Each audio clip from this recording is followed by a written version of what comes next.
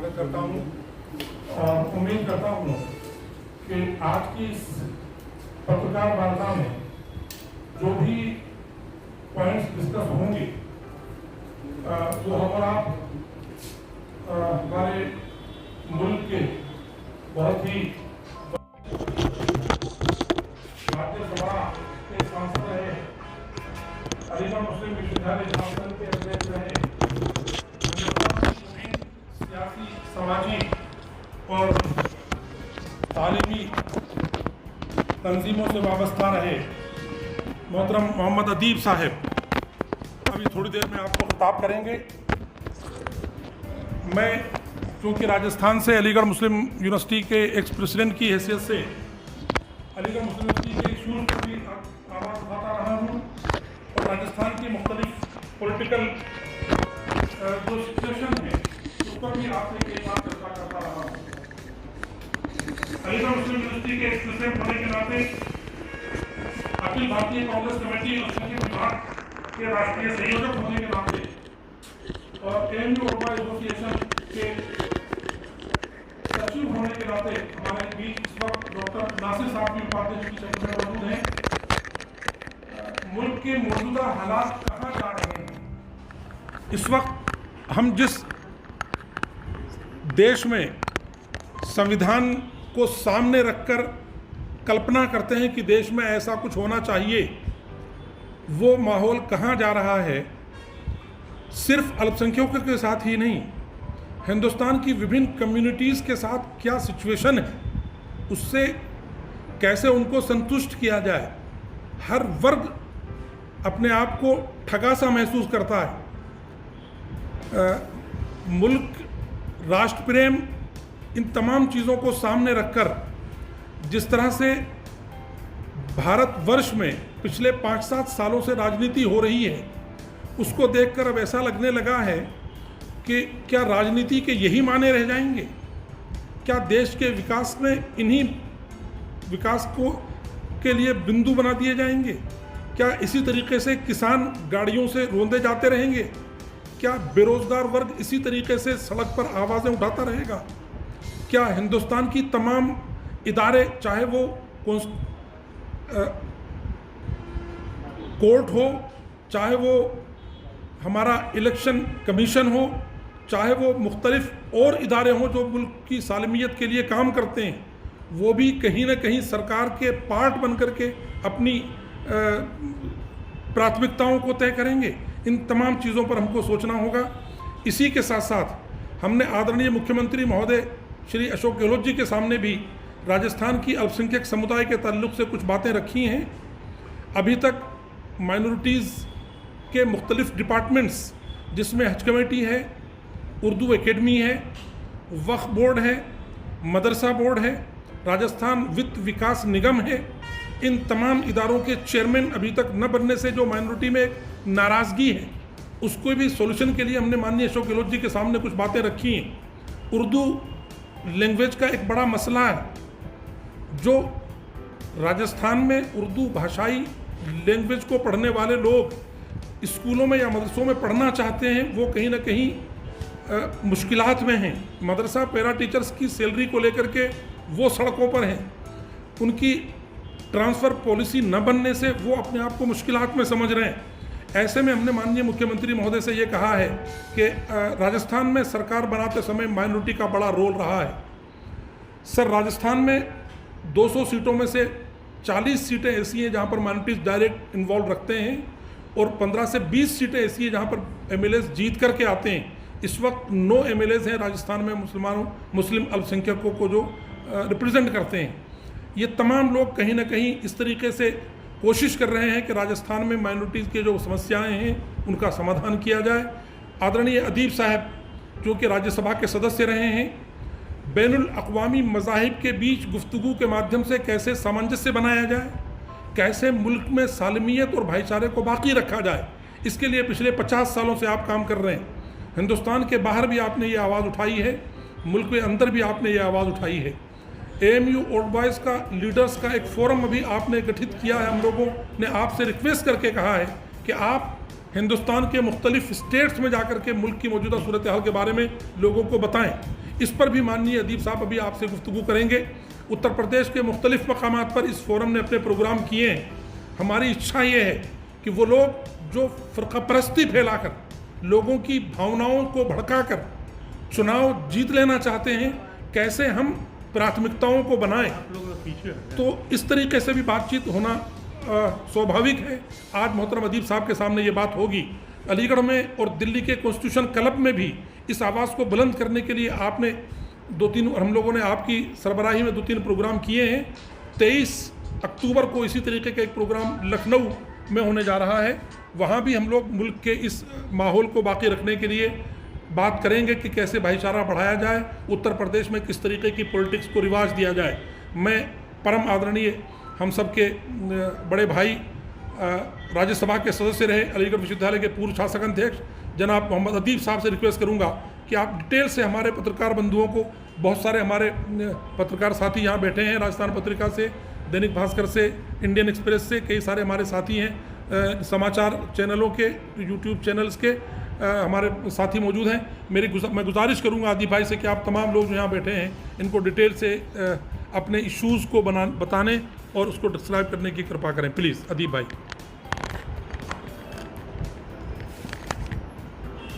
मेरे साथियों, आपका बहुत शुक्रिया। माफ़ी भी चाहते हैं कि आपको देर करी।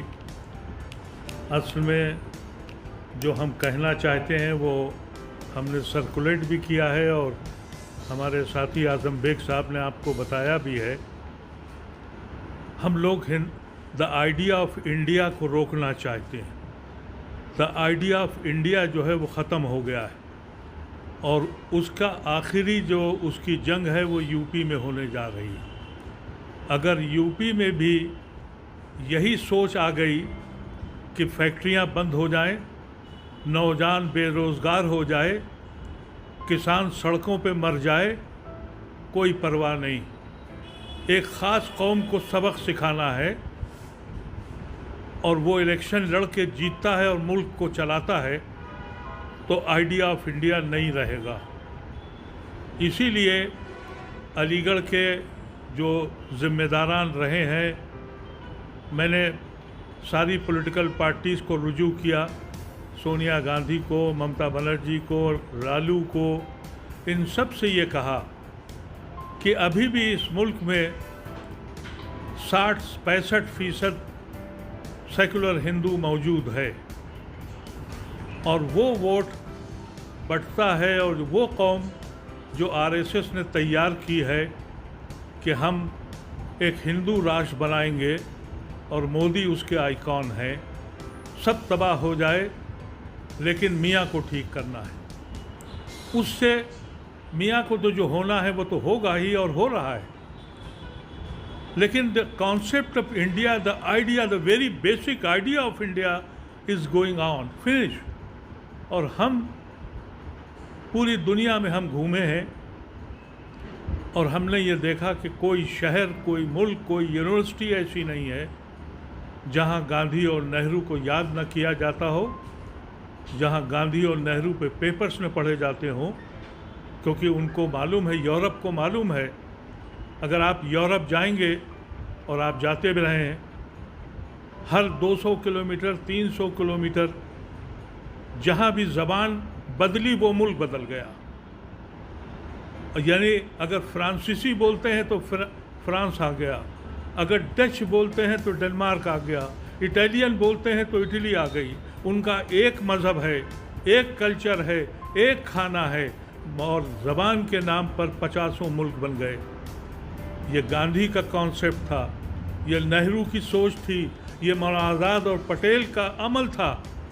उन्होंने एक ऐसे मुल्क को जोड़ा जहाँ दसियों मज़हब थे, लाखों ज़बानें थी, न जाने कितना कल्चर, उस सब को जोड़कर एक हिंदुस्तान बनाया था। आज नेहरू का नाम वहाँ से गायब कर दिया गया। आज गांधी के बजाय गोडसे के मंदिर बनने लगे, तो आइडिया ऑफ इंडिया ख़त्म हो गया है। इसलिए हम लोगों ने ये सोचा कि जो आखिरी लड़ाई है वो यूपी से है।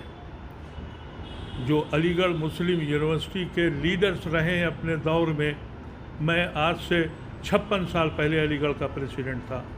इसी तरह से मेरे एक साथी हैं, वो 57-58 साल पहले थे। तो जो लोग ज़िंदा रह गए हैं और जो आज के नौजवान लीडर हैं, उनसे कहा कि जाओ पॉलिटिकल पार्टीज़ में, जिस पार्टी में भी हो, उनको समझाओ कि ये मुल्क, ये इलेक्शन, ये पार्टी बनाने या पार्टी को बढ़ाने का नहीं है, देश को बचाने का है। अगर तुम लोग देश को बचाने के लिए यूनाइट नहीं होते हो तो फिर शायद हम मुस्लिम कम्युनिटी को ये ऐलान करेंगे कि हम इलेक्शन से हट जाएं, इसलिए कि हम कैटलिस्ट हैं। जब कैटलिस्ट बीच से हट जाएगा तो फिर इलेक्शन मुद्दे पे होगा, रोज़ी रोटी पे होगा। हम चाहते हैं इस मुल्क का इलेक्शन रोज़ी रोटी पे हो। यूपी में ओवैसी ऐसे लोग जाने के बाद पोलराइजेशन का ख़तरा है, तो हम ओवैसी से भी लड़ रहे हैं। हम किसान यूनियन को सपोर्ट कर रहे हैं, हम टकैत से भी मिलने जा रहे हैं, और हम ये कह रहे हैं कि इस वक्त इन पॉलिटिकल पार्टीज़ ने अपनी आइडियालॉजी ख़त्म कर दी है, अपने वजूद के लिए इस मुल्क को तबाह कर दिया है। मैं जिस उम्र में हूँ, मेरी सेहत भी इस काबिल नहीं है, लेकिन हम लोगों ने अलीगढ़ का प्लेटफॉर्म लिया, इसलिए कि अलीगढ़ मुस्लिम यूनिवर्सिटी के कोई ऐसा शहर, गांव, देहात नहीं है जहां अलीगढ़ से लोग पढ़ के नहीं निकले हों। तो हमारा ये कहना है कि पढ़ी लिखी मुस्लिम क़यादत अपने सेकुलर हिंदू भाइयों में गांधी की तलाश करें। कोई हमारा गांधी निकल के आए और हमारी क़यादत करे।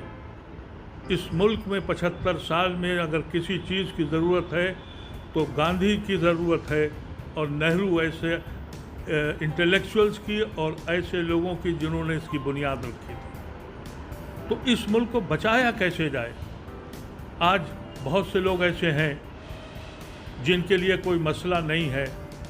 अगर गहलोत साहब हारते हैं और बीजेपी आ जाती है तो उनकी कुर्सी का मसला है। एक कुर्सी चली गई, दूसरी आ गई। हमारा मसला ये है कि हम किधर जाएं। हमने तो सन 47 में अपने खून को बांट दिया था, अपनी किश्तियाँ जला दी थी। हम किधर को जाएं? हमें सज़ा क्यों दी जा रही है? ये आप पत्रकार लोग मेरे दर्द को तो समझें, इसको लिखें, इसलिए कि अगर पत्रकार अपने हकूक़ से और डर जाता है तो वो ज़मीन पे बोझ बन जाता है, और अगर उसका कलम चल गया तो तूफ़ानों के रुख बदल देता है। क्यों नहीं आप लोग करते ऐसा? सोचिए तो ये मुल्क कहाँ जा रहा है। हम तो कहीं है ही नहीं, पंचर बनाते हैं, गली कूचों में रहते हैं। आज यहाँ आए, कल तो पता लगा कि कांग्रेस की सरकार भी, जो मुसलमानों की एक बेसिक चीज़ थी कि भाई उनकी ज़बान, आपने डिपार्टमेंट बनाए हैं, वहाँ अपॉइंटमेंट्स नहीं दिए, वहाँ किसी को इन्वॉल्व नहीं किया। यानी हर पार्टी जो है वो ये चाहती है कि हम किसी न किसी सूरत से हिंदू पार्टी बन जाए। और जो आरएसएस ने, जो मोदी ने कॉन्सेप्ट लेके आए थे 2014 में, सबको मालूम था कि उनकी बैकग्राउंड 2002 की क्या है, लेकिन उन्होंने एक झूठा नारा लगाया कि हम चेंज करेंगे, और उसमें बहुत से लोग शामिल हो गए। लेकिन आने के बाद उस एजेंडे पे वो आ गए। अब जाहिलों की सरकार बन गई। मैं उनको जाहिल कहता हूँ जो नेहरू की खिदमात को इस मुल्क के लिए नहीं समझते। मैं उनको जाहिल समझता हूँ जो कांग्रेस की उस ज़माने की लड़ाई ये वो लोग कर रहे हैं जिन्होंने अंग्रेज़ों का साथ दिया। जब सुभाष चंद्र बोस अपनी लड़ाई के लिए अपने इंसानों को, हिंदुस्तानियों को जोड़ रहे थे, तो आरएसएस अपने लोगों को ब्रिटिश सरकार फ़ौज में भेज रही थी। आज वो उनकी आइकॉन है। हमारे एक सीनियर अलीगढ़ के, हमारे अलीगढ़ मुस्लिम यूनिवर्सिटी के राजा महेंद्र प्रताप, जो हमारे एक मायानाज ओल्ड स्टूडेंट हैं, उनको जाट बना दिया इलेक्शन के लिए, एक नेशनल लीडर को। तो ये जो मुल्क में हुआ है, इसके लिए हम लोग आपके पास आए थे। हम जो बात करते हैं हमारे बंद कमरों में होती है। जब आप कलम को जुम्बिश देते हैं तो आवाम तक पहुंचती है।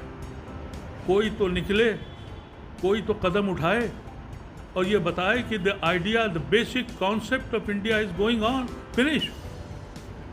जिस पे मुझको फ़ख्र था। मुझे बड़े मौके मिले हैं। मैंने एज ए स्टूडेंट लीडर 1968 में हिंदुस्तान को रिप्रेजेंट किया था वर्ल्ड असेंबली ऑफ यूथ में। मैं 10 लीडर हिंदुस्तान के गए थे, यूनियन के लीडर्स, और मैं अकेला मुसलमानों में लीडर था। वहाँ से लेके मैं यूएन तक के बोल के आया हूँ, और मैं देख रहा हूँ कि मेरे देश का हाल क्या हुआ है, मेरे देश का हाल पूरी दुनिया में क्या हो रहा है। अभी मैं एक कॉन्फ्रेंस में था, मेरे रूममेट, मेरे जो साथी थे जो कारपूल करते थे साथ में, वो एक प्रोफेसर थे, बॉन्ड यूनिवर्सिटी के इकोनॉमिक्स थे। और मेरा जो उन्होंने देखा, इंटरनेशनल कॉन्फ्रेंस थी, जब मेरा नाम पढ़ा तो मोहम्मद अदीब लिखा था। वो समझे कि मैं पाकिस्तानी हूँ, तो मुझसे कहा कि आप पाकिस्तान से आए हैं। मैंने कहा नहीं, मैं हिंदुस्तान का हूँ। तो आपका नाम मोहम्मद अदीब है। मैंने कहा कि आपको ये बात बता दूं कि जितने पाकिस्तान में मुसलमान हैं उससे कहीं ज़्यादा हम हिंदुस्तान में हैं। फिर 1 मिनट के बाद उन्होंने मुझसे कहा कि आर यू फील सेफ? मैं कहा क्या हुआ? कहने लगे कि we have been told that the Christians and Muslims are in a very bad shape in India. मैंने कहा कि हुकूमतें आती हैं और चली जाती हैं, ये चली जाएंगी। एक हुकूमत है, डेमोक्रेसी है, वो जीत गए हैं, लेकिन द आइडिया ऑफ इंडिया है। अभी इन्होंने कहा कि 6 या 7 MLA आपके हैं यहाँ मुसलमान। ये मुसलमान नहीं है, ये सेकुलरिज्म की पहचान है, नुमाइंदे हैं, द आइडिया ऑफ इंडिया को रिप्रेजेंट करते हैं। मुसलमान होना या किसी कौम से मिलना या ज़ात का मतलब ये नहीं है। यही तो हिंदुस्तान है जिसको छीना जा रहा है। और हमें अफसोस ये है कि जो आज की कांग्रेस सरकार है, उसने भी हमको ये समझ लिया है कि भाई ये लाइबिलिटी हैं, Muslims became the liability, so nobody is going to touch them. इनको ये कहा जा रहा है कि भाई ये मजबूरन वोट देंगे। तो मैं आप लोगों से कहना चाहता हूं कि हम सब जगह जा रहे हैं और यूपी में इन मास जा रहे हैं ये कहने के लिए कि हम सिर्फ इस डर से कि बीजेपी आ जाएगी तुम्हें वोट नहीं देंगे, हम इलेक्शन में हिस्सा ही नहीं लेंगे। हम मजबूर हो गए, क्योंकि जब इलेक्शन हिंदू मुसलमान पर होगा और उस कौम को, एक कौम को सबक सिखाने के लिए हुकूमत बनाई जाएंगी, तो हमको उससे हट जाना चाहिए। इसीलिए मैं आप लोगों से कहता हूं कि पॉलिटिकल पार्टीज़ को हम लोग जोड़ने की कोशिश कर रहे हैं कि आप जितनी भी सेकुलर फोर्सेस हैं या the concept and idea of India पे बिलीव करते हैं, वो मिलकर पहले देश को बचाएं, पार्टी बाद में बचती है। अगर हमारे नौजवान इसी तरह से भटकते रहे और तो फिर इन नौजवानों का मुस्तकबिल क्या होगा। यही मैं आपसे कहना चाहता था, इस उम्मीद के साथ कि मेरे इस दर्द को, ये मेरी कौम के दर्द को समझने की कोशिश कीजिएगा। ये वो कौम है जिसने अपनी किश्तियाँ सन 47 में जलाई थी, अपने खून को बांटा था, लियाकत अली और जिन्ना को ठुकराया था और गांधी और नेहरू को अपनाया था। उस कौम को इतनी सज़ा मत दीजिए, ये सज़ा मत दीजिए इस कौम को। हम आज भी लड़ रहे हैं और आज भी लड़ते रहेंगे। जब ये मुल्क पुकारेगा तो शहादत सबसे पहले हम ही देंगे, लेकिन हिंदुस्तान को उस तरह से ना इस्तेमाल कीजिए जिस तरह से आप कश्मीर को इस्तेमाल कर रहे हैं। इन्हीं अल्फाज के साथ कोई क्वेश्चन हो तो मैं उसका जवाब देने के लिए आपके पास हाजिर हूँ। अजीम साहब, बड़ा सीधा सा सवाल है कि आप लोग मजहब के नाम पे आवाम को कब तक बगलाते रहे? मोदी साहब आवाज़ बंद कर दें। हम मज़हब की बात करते होते तो पाकिस्तान में होते। हम हिंदू राष्ट्र की बात नहीं करते हैं। हमसे आप कह रहे हैं कि हम मज़हब की बात करते हैं। अगर मज़हब की बात करते होते तो हम या तो जिन्ना के साथ जाते या ओवैसी के साथ जाते। ये दर बदर क्यों घूम रहे हैं? ये क्यों आप कहते हैं कि हम मज़हब के नाम पे आए? अगर मज़हब के नाम पे आना होता तो हम अपने लीडर पैदा कर चुके होते। हम आज क्यों गांधी की तलाश कर रहे हैं? आप ये इल्ज़ाम कैसे लगा सकते हैं मुसलमानों पर कि वो मज़हब की बात करते हैं? क्या नमाज़ पढ़ना मज़हब की बात है? क्या दाढ़ी रखना गुनाह है? आपके कॉन्स्टिट्यूशन के लिए हम सब कुछ करने को तैयार हैं। अगर जो हुकूक कॉन्स्टिट्यूशन में है वो हम छीनना हमारा हक़ है। कॉन्स्टिट्यूशन के बाहर कोई बात करना हमारा जुर्म है और वो जुर्म हम कभी नहीं करेंगे। जो कॉन्स्टिट्यूशन में लिखा हुआ है वो हम लेके रहेंगे। ये हमारा मोटो है, ये हमारा कॉन्सेप्ट है। और मज़हब की बात आप पता नहीं किस तरह से आप लोग करते हैं कि मुसलमान मज़हब की बात करता है। ज़रा एक लफ्ज़ अपने किसी भगवान के ख़िलाफ़ बोल के दिखाइए, फिर पूछेंगे आपसे। आप किसी की आस्था को तकलीफ़ पहुंचाएंगे तो वो बोलेगा नहीं। मैं हरियाणा में रहता हूं, मेरी मस्जिदों को स्टे लगा दिया है, ज़मीनें अलॉट नहीं की। मुसलमान जुमे की नमाज मैदान में पढ़ता है, अब वहाँ नमाज़ पढ़ना बंद कर दिया, वहाँ भजन बजाते हैं। और फिर आप कहते हैं कि आप मज़हब की बात करते हैं। हमने मज़हब की बात कभी नहीं करी। मज़हब हमारे घर का मसला है। हम उस आदमी को मानते हैं। हिंदुस्तान में अगर इस ज़मीन पर सबसे बड़ा कोई हिंदू पैदा हुआ तो उसका नाम मोहनदास करमचंद गांधी था। पहले आधा घंटा पूजा करते थे और फिर बाहर आते थे, और जब उनकी आखिरी आवाज़ ली तो उन्होंने राम के नाम से ही पुकारा। लेकिन इस ज़मीन पे उससे बड़ा सेकुलर इंसान पैदा नहीं हुआ। हम उसको फॉलो करते हैं, हम उस आदमी को फॉलो करते हैं। मौलाना आज़ाद हमारे इतने बड़े आलिम दीन थे। अगर मौलाना आज़ाद सियासत में न होते तो उन्होंने, आपको अंदाज़ा नहीं है कि उन्होंने दीन के ऊपर जो किताबें लिखी हैं उनका पूरी दुनिया नाम उसी वजह से है। लेकिन उनसे बड़ा कोई सेकुलर मुसलमान भी नहीं हुआ।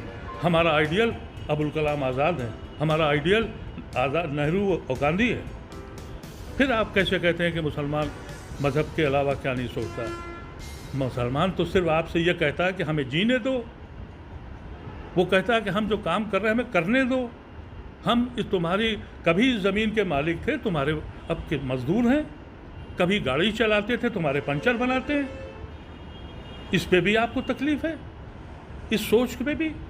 ये चंद लोग जो गुजरात से आ गए हैं उन्होंने इस मुल्क का मजाक उड़ा दिया है, हमारी सांझी विरासत का पड़ाखे उड़ा दिए। हम उस सोच के खिलाफ लड़ते रहेंगे। नवाज हुसैन कहते हैं कि हमें कहीं हमारे समाज के, हमारी कौम को कहीं कोई दिक्कत नहीं है, कहीं आप लोग। शाहनवाज साहब, इंडिविजुअल की बात मुझसे न करिए, क्योंकि इंडिविजुअल का कॉन्सेप्ट ही नहीं है। शाहनवाज साहब के लिए बहुत बेहतरी है, उनको अच्छा लगता है, उनके साथ उनका ख़ानदान भी जुड़ा हुआ है। वो तो चहितों में से हैं, उनकी बेटियां भी उनके पास हैं, उससे हमसे कोई बहस नहीं है। लेकिन आइडियोलॉजी की बात करिए, कॉन्स्टिट्यूशन की बात करिए, जो अश्योरेंस है उसकी बात कीजिए, जिस आइडिया पे हिंदुस्तान बना था उसकी बात करिए, तो हम आपको जवाब दें। इंडिविजुअल की क्या बात कर रहे हैं? हम ओवैसी के ख़िलाफ़ इसलिए नहीं हैं कि ओवैसी जो है वो मुसलमानों की बात कर रहे हैं। अरे जो ओवैसी कहता है वो मैं भी कहता हूँ, लेकिन मैं ओवैसी को इसलिए नहीं मानता कि सेकुलर हिंदुस्तान में मुसलमानों की अलग कोई पार्टी नहीं होनी चाहिए, और उस आइडिया के ख़िलाफ़ है, इसलिए मैं ओवैसी के ख़िलाफ़ हूँ। क्या ओवैसी का दर्द जो है मुझ में नहीं है या किसी मुसलमान में नहीं है? क्योंकि हर पार्टी ने मुसलमानों को छोड़ दिया, हिंदू पार्टी बन गई है। ओवैसी ये कहता है कोई मुसलमानों को पूछता नहीं, इसलिए मैंने बनाई है।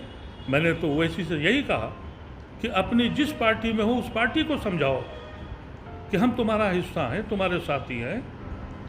हम अलग पार्टी के साथ नहीं हैं। अगर हम ओवैसी को सपोर्ट करेंगे तो फिर हमको विश्व हिंदू परिषद और बजरंग दल ऐसी जमातें, इनके साथ भी करना पड़ेगा। अफसोस ये है कि इस मुल्क में इंतज़ामिया जो एडमिनिस्ट्रेशन है वो भी बायस्ड हो गया है।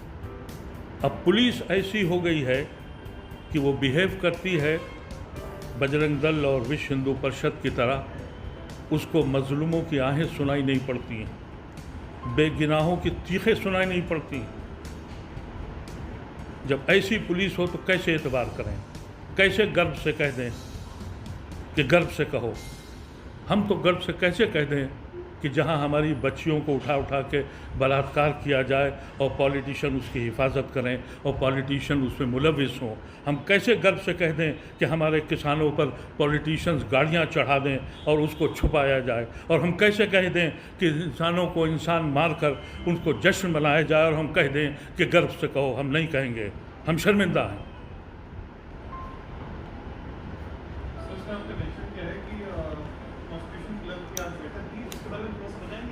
क्या बोल बताएं आप? कॉन्स्टिट्यूशन क्लब में जो दिल्ली में बैठक हुई थी उसका जी क्या कहना है? जी कॉन्स्टिट्यूशन क्लब में जब सब तरफ से हम लोगों ने पॉलिटिकल पार्टी पे प्रेशराइज किया और समझाया कि देखिए ओवैसी डैमेज करेगा। यूपी की सिचुएशन इस तरह से है कि वहाँ 100 सीट्स ऐसी हैं जहाँ पर मुसलमान या तो जीत सकता है या हरा सकता है, ऐसी सिचुएशन उसकी है।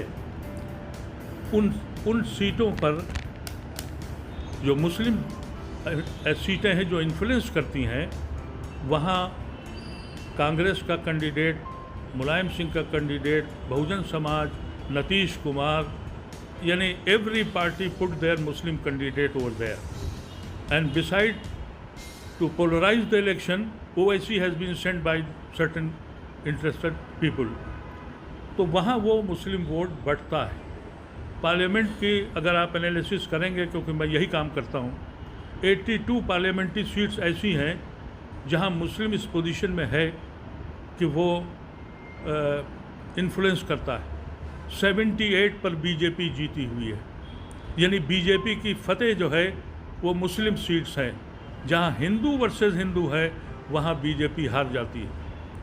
हम इसीलिए कहते हैं मुसलमानों से, और ये सिचुएशन इसीलिए मैंने पॉलिटिकल पार्टी से कहा कि आप लोग अगर ये 100 सीटें हमारी वजह से बीजेपी को चली जाती हैं तो आपकी सेकुलर सरकार नहीं बनेगी।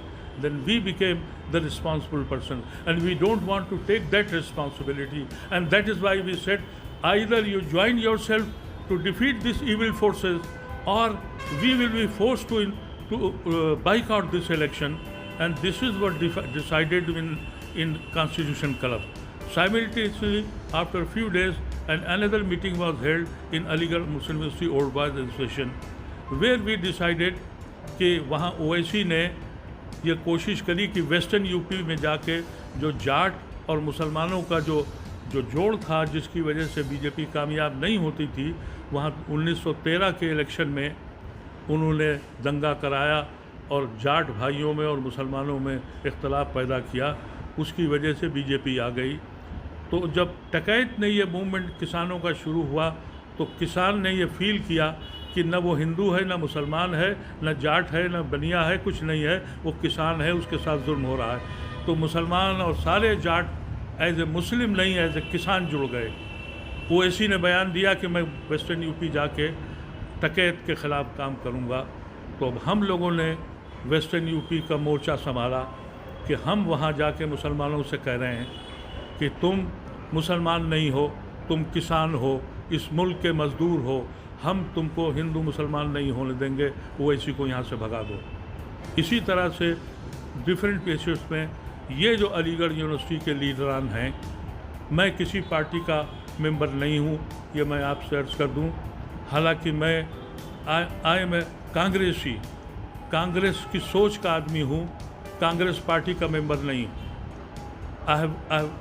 मैं मुलायम सिंह का दोस्त हूँ क्योंकि मैं सोशलिस्ट हूँ, उनकी पार्टी का मेंबर नहीं हूँ। तो मैं उस सोच और फिक्र का आदमी हूँ जिसके अब बहुत कम लोग रह गए। ये मेरे साथी कोई जेल के भी साथी रहे हैं, बहुत से ऐसे साथी हैं जो आज ज़बानें बंद करके बैठ गए और बहुत से पावर की हवस में हमको छोड़ गए। हमने बहुत बहुत ही अपने साथियों को धोया है और फिर देखा है कि वो पावर के लिए चले गए।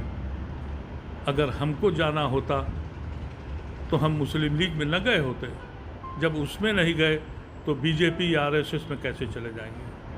तो ये जो हम लोगों ने लिखा है और यहाँ आए तो ये अंदाज़ा हुआ कि भाई यहाँ की भी प्रॉब्लम्स हैं और यहाँ की जो जेन्युइन डिमांड्स हैं माइनॉरिटी की, उसको ये सरकार नज़रअंदाज कर रही है। ये हम आपके ज़रिए भी कह रहे हैं और हम इस पूरे मूवमेंट को कांग्रेस की प्रेसिडेंट को भेजेंगे कि आपकी सरकार वहाँ है और यहाँ माइनॉरिटी से रिलेटेड ये इश्यूज़ है, ये कवर्ड क्यों नहीं होते? क्या हम इलेक्शन के लिए इस्तेमाल होते हैं? तो ये जो एक कॉन्सेप्ट बन गया है कि मुस्लिम वोट बैंक, ये मुस्लिम वोट बैंक को अब ख़त्म कर देना चाहिए, क्योंकि अब मुस्लिम वोट बैंक पे इलेक्शन नहीं होता, अब हिंदू वोट बैंक है। और हिंदू वोट बैंक इस पे क्रिएट होता है कि आप माइनॉरिटी को, बिलखुसूस मुसलमानों को कैसे डरा सकते हैं कि ये निकलें और डरें और खौफ खाएं। हमारे यहाँ अफसोस ये है कि जब हम डर जाते हैं तो हमारी लीडरशिप जाहिल मौलवी टाइप के लोग ले लेते हैं और वो हमें और नीचे लेके चला जाता है। तो ये जो अलीगढ़ ओल्ड बॉयज़ है एसोसिएशन के जो लीडरान हैं, इन्होंने कहा कि अब हम लीडरशिप लेंगे, क्योंकि हमारे लिए इलेक्शन हमारे लिए खेल तमाशा नहीं है। हम इलेक्शन को मेला ठेला नहीं समझते, हम इलेक्शन को अपने अगले 5 साल के मुस्तकबिल के लिए देख रहे हैं। तो ये एक कुछ लोगों की काम है।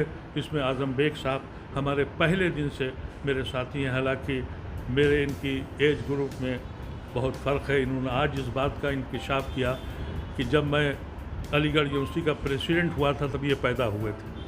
आपने तो बोला कि आप कांग्रेसी सोच और फिक्र के हैं, या राजस्थान में कांग्रेस की सरकार है 3 साल होने को अगले महीने में जी, और हमारे के किसी भी बोर्ड में कोई अपॉइंटमेंट वगैरह किसी भी कोई अकादमी को बोर्ड हो कहीं नहीं, कुछ भी नहीं हुआ 3 साल में। जबकि अगर सीएम सरकार अगर ऑर्गेनाइज करने में आती तो 5 साल में 2 बार 2 लोगों को चांस मिल सकता था। एक सेशन तो पूरा निकल गया, 3 साल हो गया। तो इन इश्यूज को लेकर के आप सरकार से बात करेंगे, सीएम से बात करेंगे, या पहले हुई है आपकी कोई बात? मैंने अपने नोट में लिखा है, अभी दे दूंगा आपको। ये हम लोगों ने कल हम जब ये राजस्थान आए अपने ओल्ड बॉयज़ के फंक्शन में, तब हमें पता लगा कि ये सितम कांग्रेस के दौर में भी हो रहा है और इसीलिए हमने एक डिमांड हो रहा है जी, तो इसी हम लोग अब यहाँ से जाते ही हमको ऑथराइज़ किया है इन लोगों ने।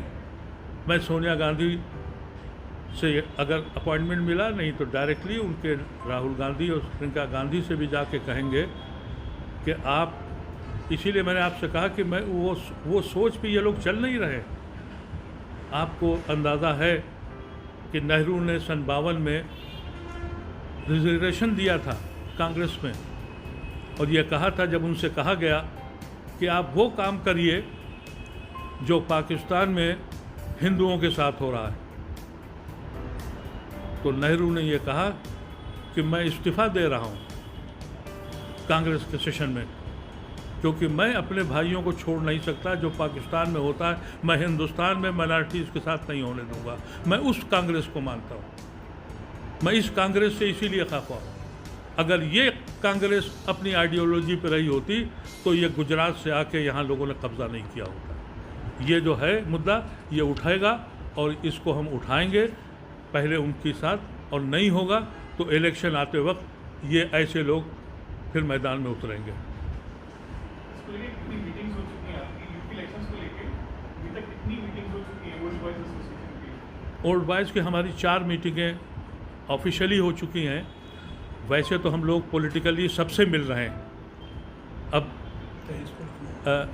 लखनऊ में 23 तारीख को हम मीटिंग कर रहे हैं, 24 को कानपुर में कर रहे हैं। वहाँ की ऑर्गेनाइजेशंस खुद ऑर्गेनाइज करके हमें डेट भेजती हैं। इस बीच में हम परसू भी करते जा रहे हैं। हमारा मकसद सियासत करना नहीं है, हमारा मकसद उस आइडिया को लेना है। इस वजह से अभी हमने अखिलेश यादव के भाई से आने से 3 दिन पहले एक डिटेल बातचीत हुई है कांग्रेस के ज़िम्मेदारों से। मुझे उम्मीद है कि शायद 2-3 दिन में कांग्रेस के जो टॉप बॉस हैं हाई कमांड से भी मीटिंग आएगी, क्योंकि मुझे फ़ोन किया गया था कि आप वहाँ क्या करने जा रहे हैं। तो हमने कहा कि ये हो सकता है कि आप ये समझें कि हम कोई मजाक कर रहे हैं, लेकिन उनको भी थोड़ा एहसास हुआ है। अखिलेश यादव ने पहले तो ये बात कही थी कि हम 400 सीटें जीत रहे हैं, तो हमने उनके भाई को कहलाया था कि भाई जो 3 सीटें तुम हार रहे हो वही किसी को दे दो, तुम अगर गलत फहमी में हो 400 जीत रहे हो। हकीकत यह है कि आज की डेट में यूपी में अगर इसी तरह से इलेक्शन हुआ तो बीजेपी फिर वापस आएगी, और अगर बीजेपी यूपी में फिर वापस आई तो बहुत से ऐसे लोग जो उस आइडियालॉजी को नहीं मानते हैं सरवारकर की, वो भी अपनी पावर की हवस में उस तरफ दिखाई पड़ेंगे। और 2024 में नेहरू और गांधी और द आइडिया ऑफ इंडिया के लिए 10% लोग भी नहीं बचेंगे। वो 4 मीटिंग्स कहाँ पर हुई थी? 4 मीटिंग्स हुई हैं आपकी, कहाँ पर हुई हैं? क्या करें? 4 मीटिंग जी दिल्ली, आप बताएं। दिल्ली में पहली मीटिंग हुई थी कॉन्स्टिट्यूशन क्लब में, दूसरी मीटिंग गुड़गांव हरियाणा में हुई थी, तीसरी मीटिंग अलीगढ़ मुस्लिम यूनिवर्सिटी में हुई है, और चौथी मीटिंग कल जयपुर में हुई। अब 5वीं मीटिंग इंशाल्लाह लखनऊ में 23 तारीख को होगी। बहुत बड़ा प्रोग्राम है लखनऊ में, इसमें पॉलिटिकल पार्टीज़ के कई सारे लोग भी रहेंगे। उनको अब ये बताएंगे कि आप जब तक एक होकर के नहीं लड़ोगे, बीजेपी से आप मुकाबला नहीं कर सकोगे। छठी मीटिंग उसके बाद 24 तारीख को कानपुर में रखी गई है, और नवंबर के फर्स्ट वीक में 7वीं मीटिंग आजमगढ़ में है। ये पूरा एक कैंपेन है भाईचारे का। सर आपसे ये जैसे आपने अभी ये फरमाया कि हम बात करेंगे लीडरशिप, नेशनल लीडरशिप से कांग्रेस की क्यों मीटिंग कर रही है ऐसा। 30-35 साल से हम भी देख रहे हैं, आपको ज़्यादा तजर्बा है, ऐसा होता है, देखेंगे करेंगे, लेकिन प्रैक्टिकली क्या है कि और ये भी सच्चाई है कि माइनॉरिटी के वोट कांग्रेस ही लेती है ज़्यादातर और बदले में देती नहीं है। तो अगर ऐसा नहीं होता है, क्योंकि लंबा टाइम हो गया, नहीं होता है, तो क्या कोई अल्टरनेट के लिए आप कोई आएंगे कोई ऐसी चीज़? एक वक्त आएगा ऐसा जो बहुत बुरा दिन होगा, जिस दिन मुसलमान इन मास डिसाइड करेगा कि he will be not a part and parcel of the election process. वो दिन के लिए हम लोग तैयारी कर रहे हैं कि हमारे पास कोई दूसरा ऑप्शन नहीं है कि सिर्फ हमारी वजह से तुम इस देश को तबाह करो, हम उसके हिस्सेदार नहीं बनेंगे। ये प्रिपरेशन इस बात की है कि अगर तुमने यही किया, क्योंकि मैं इन लोगों को जानता हूँ, सियासी लोगों को 50 साल से सियासी गलियारों में रहता हूँ। सियासी आदमी नहीं हूँ मैं, सोशल एक्टिविस्ट हूँ, ह्यूमन राइट्स पे काम करता हूँ, और इत्तेफाकिया पार्लियामेंट गया था, वहाँ भी इंडिपेंडेंट की हैसियत से, कि उस वक्त सारी पॉलिटिकल पार्टीज़ ने ये कहा कि हम तुम्हें अनअपोज भेजना चाहते हैं, तो मैं चला गया था। और मैं अपनी आइडियालॉजी को छोड़ नहीं सकता हूँ, मैं उस पर कायम हूँ। और ये वो जो आपने अल्फाज कहे, तो मैं तो बहुत दिनों से लोगों से कहता हूँ कि यही वो लोग हैं जिन्होंने अज़्ल से हमें फ़रेब दिए हैं, कभी नकाबें डाल के, कभी लबादा ओढ़ के। हम जानते हैं इनको, ये तरह तरीक़े से हमको बेवकूफ़ बनाते हैं। लेकिन जो कोशिश है, यहाँ तक कि मैंने ममता को भी टच किया, और उन लोगों को जो यहाँ के नहीं थे, शरद पवार को भी किया, और सब ने इस बात से इत्तेफाक किया, लेकिन सब इस चक्कर में है कि पार्टी कैसे बड़ी की जाए। मौका अच्छा है, मुल्क तबाह हो रहा है, गिरानी बढ़ गई है, फला हो गया है, तो पार्टी बना लो। ये सोचा ही नहीं कि ये मुल्क कैसे बना है। आपके ज़माने में आपको भी याद होगा और हमें भी याद है, जब ये गाना बजता था कि क्या था वो, कि हम लाए हैं तूफ़ान से किश्ती निकाल के, इस देश को रखना मेरे बच्चों संभाल के। ये सुनते थे तो रोंगटे खड़े होते थे। कुछ छोड़ा है हमने अपने बच्चों के लिए कि हम क्या बताएं कि क्या तुम्हें दे के जा रहे हैं। नफ़रतें, डिवीज़न, एक दूसरे के गला काटना, एक दूसरे को मारकर उसका जश्न मनाना। अगर बम फाड़ोगे तो मंत्री बनोगे, इंसानों को जला दोगे तो मंत्री बनोगे, किसानों पे गाड़ियां चला दोगे तो तुम्हारा तहफ़्फ़ुज़ होगा। अपने बच्चों को ये कह के जाएंगे। इसीलिए ये फैसला है, और अगर ये सरकारें नहीं मानती हैं, हो सकता है कि हमें मुकम्मल कामयाबी यूपी में न हो, क्योंकि एक तबका है जो बीमार है इलेक्शन का। लोगों को बीमारी होती है और कुछ लोगों को कैंसर की बीमारी है कि इलेक्शन हो, वो जश्न मेला समझता है। हो सकता है कुछ लोग पार्टिसिपेट करें, लेकिन 24 तक आते आते ये फैसला हो जाएगा कि हिंदुस्तान का मुसलमान, अगर ये मुल्क बचाने के लिए यूनाइट नहीं होते तो हम इलेक्शन से किनारा कशी करेंगे। अपने बच्चों से कहेंगे तालीम हासिल करो, कारोबार करो, इस मसखरों के साथ हट जाओ। फिर हिंदुस्तान का तस्वुर उस दिन फेल हो जाएगा, लेकिन ये जमातें ख़त्म हो जाएंगी। बहुत बहुत एक सवाल मेरा भी है जी। आपने अभी कहा कि ओवैसी को आप यूपी से बनाना चाहो। बिहार में ओवैसी ने जहां 20 सीटों या 25 सीट पे इलेक्शन लड़ा जी वहाँ शायद 1 या 2 सीट के ऊपर ही कांग्रेस का कैंडिडेट था, जी बाकी किसी पर भी कांग्रेस का कैंडिडेट नहीं है। जेडीएस या जेडीयू जो भी था वहाँ पर था ओवैसी की टक्कर, और उनके 6 कैंडिडेट भी जीत करके 5 यूपी में जब ओवैसी आए तो उस वक्त कांग्रेस से गठबंधन करने की बात थी, लेकिन कांग्रेस ने ओवैसी से गठबंधन नहीं किया। अब अगर ओवैसी मुसलमानों की क़यादत कर रहे हैं, आप कह रहे हैं जैसे अभी वसीम भाई ने एक मिनट एक सवाल भी पूरा करो। वसीम भाई ने कहा कि क्या अगर यूपी का ये आपका पिक्चर या 2024 का पिक्चर ये क्लियर हो जाता है कि यहाँ पर हिंदू राष्ट्र की घोषणा हो जाती है या मुसलमान की वजह से यहाँ पर कुछ नहीं हो पाता है, तो आप नए लीडरशिप की वजह से, अगर नए लीडरशिप में उभर कर ओवैसी आ रहे हैं मुसलमान क़यादत के लिए, तो इसमें पूरा क्या? पहली बात तो ये कि ओवैसी के लिए मैंने आपसे इंडिविजुअली ये बात करी। बिहार में आपने कहा कि 1 हारा 2 हारे नहीं हारे, हारने जीतने की बात मैं नहीं कर रहा हूँ।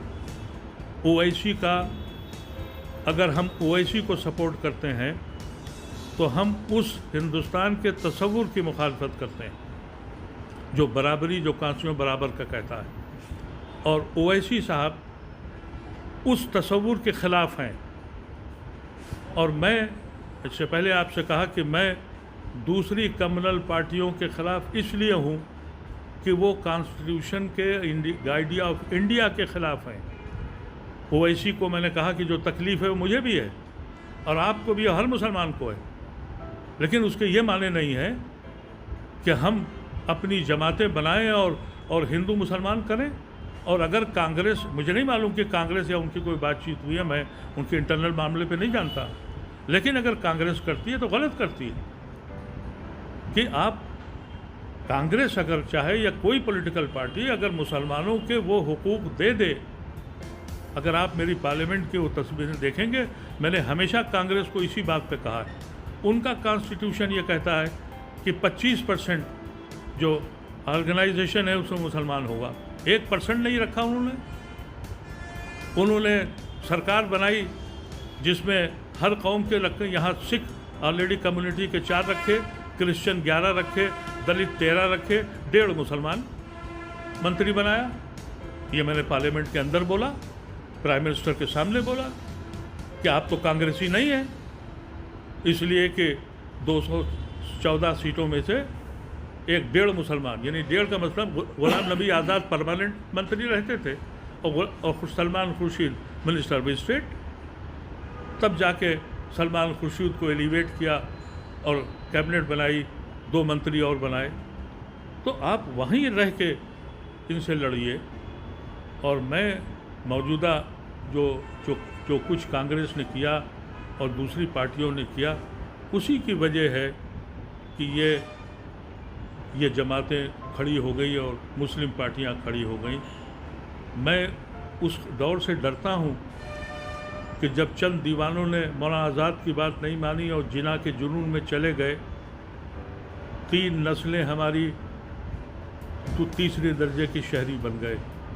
मैं अब नहीं चाहता कि मेरी अगली 3 नस्लें भी दूसरी शहरी बन जाएं, इसलिए मैं ओवैसी की मुखालफत करता हूँ।